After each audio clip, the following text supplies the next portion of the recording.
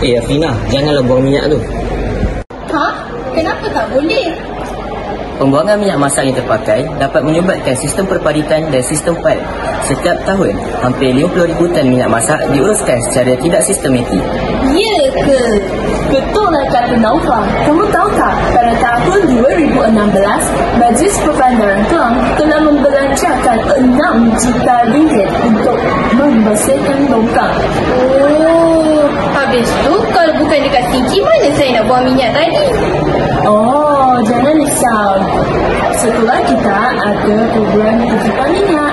Kamu ingat tak, 1 kilogram minyak masak dapat dijualkan dengan harga RM2.50.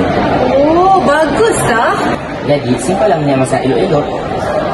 Objektif inovasi ini adalah untuk mengurangkan pembuangan minyak masak terpakai dengan menghasilkan sebuah produk yang baharu. Kedua, mengurangkan pencemaran air dan tanah akibat pembuangan minyak masak terpakai.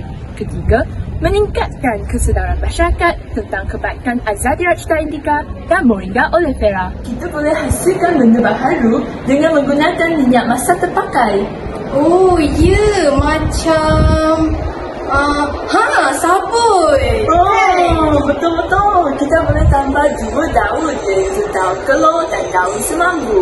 Dua-dua ni baik untuk kulit. Jadi, jom kita buat miracle band pusuk.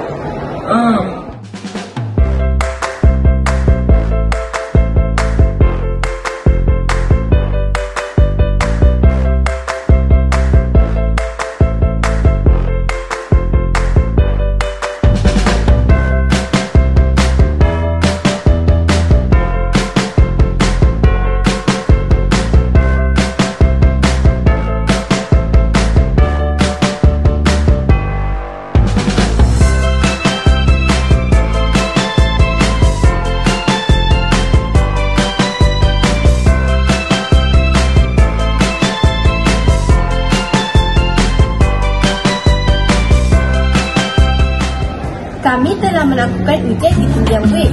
Kadar ketinggian wave yang diterima adalah di antara 1.3 cm hingga 22 cm. Selain itu, kami juga telah melakukan ujian pH. pH yang paling ideal untuk sebuah sabun ialah 5.5.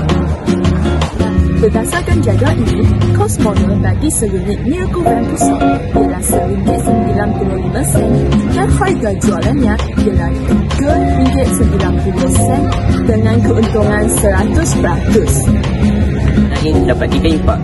Yang pertama ialah produk ini dapat mengurangkan pembuangan minyak masak yang terpakai.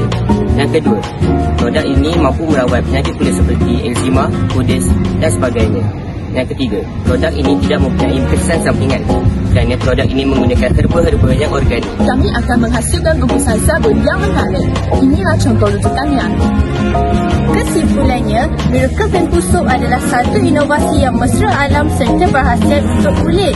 Ia diproduksikan dengan menggunakan Azadirachta indica serta Moringa oleifera yang mudah diperoleh dan minyak masak terpakai yang telah ditapis dengan teliti. Daun herba yang digunakan juga mengandungi bahan bioaktif yang terbukti mampu untuk merawat serta melembabkan kulit.